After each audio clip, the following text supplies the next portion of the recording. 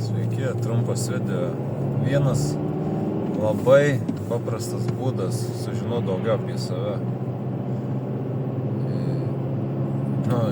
Paprastas tai nereiškia, kad lengvas tas būdas. Viskas šiais laikais, kas paprasta, yra labai sudėtinga ir komplikuota. Tai va. Sako, kiekvienam sprendimui yra problema dabar, o ne atvirkščiai. Žodžiu. Tai tas būdas yra labai paprastas, tai išmokti tylėti mintyse. Nemąstyti balsu, nes mintis yra tam tikras balsas, garsas. Išmokti mąstyti vaizdiniais. Ir kuo labiau mes tylim mintyse, tu gali tylėti išorį, nepravert burnos, bet tu mintyse, jeigu burbuliuosi, tai vis tiek tai nieko nereiškia, tas išorinis tylėjimas. Ir tyla, ta vidinė tyla, yra portalas tarp mūsų šito matomų pasaulio ir nematomų. Tarp fizinio šito pasaulio, netgi ateivių pasaulio, iš kitų būtybių pasaulio. Tai yra kaip portalas. Tai jeigu tu pakankamai išbūni tyloj vidiniai, tu pradedi komunikuoti su gamtos pasauliu, su anapeliu netgi. Žodžiu, dabar nėra didelių labai ribų tarp to ir to pasaulio, nes laikas suintensyvėja, įvykiai suintensyvėja, viskas apsijungia labiau. Tai va, kaip išmokti būti toj tyloj? Ir kaip save patikrinti? Jeigu aš nesugebu mintyse išbūti tyliu, reiškia, reikia apgalvoti savo protingumą, kiek aš manau esu protingas, tai reikia tai rimtai pasvarstyti. Jeigu nesugebu nutilt mintyse, kuo tos mano idėjos tada vertus, jeigu aš nesugebu neburbuliuoti.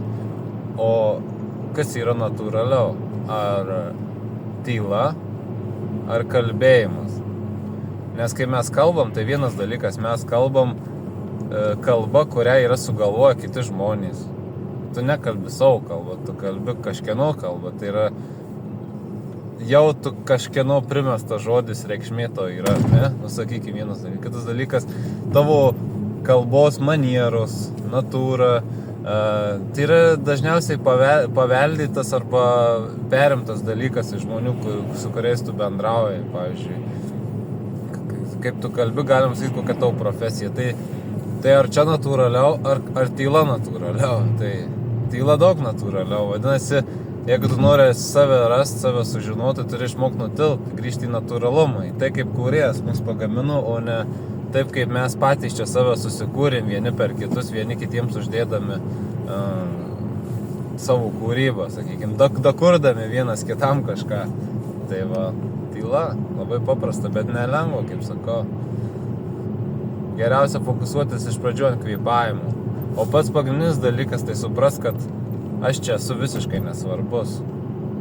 Kai nuimam savęs tą svarbumą, kad aš čia planetą ant pečių tempiu ir suku jausmą, įspūdį, susidarytą klaidingą įvaizdį, tai iš karto 50% palengvėja į galimybę nutilt viduje, mintyse. Ir išmokti mąstyti vaizdiniais, kaip sakiau. Mūsų galva suryja 25% energijos ramybės būsenai, man atrodo. Galva, toks maža kūno dalis. O jeigu jinai intensyviai dirba, jinai suryja daug daugiau, tai įsivaizduokit, kiek to energijos sutaupai, jeigu tu mintyse esi ramus. Tau miegų mažiau reikia. O protas yra kaip kardas. Kuo tu jį mažiau trauki iš makšties, iš tos įdiklo ir švaistaisi ir kapoji viską, tuo jis aštresnis. Ir jeigu tau reikia, tu jį tik tada, kada reikia, naudoji, išsitrauki ir nukerti kažką. Ir vėl atgal įsidedi.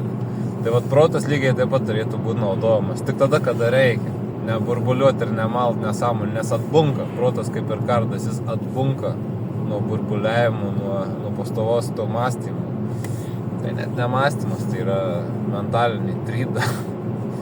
Greičiau. Tai o, tokių pasidalinimai. Kaip atpažinti save, kaip ras save, nekver knygas, per tylą. Nes tyla yra daug natūralesnė būsena už garsą ar žodį. Nes žodis jau Jau kažkieno sukurtas yra, kaip ir minėjau.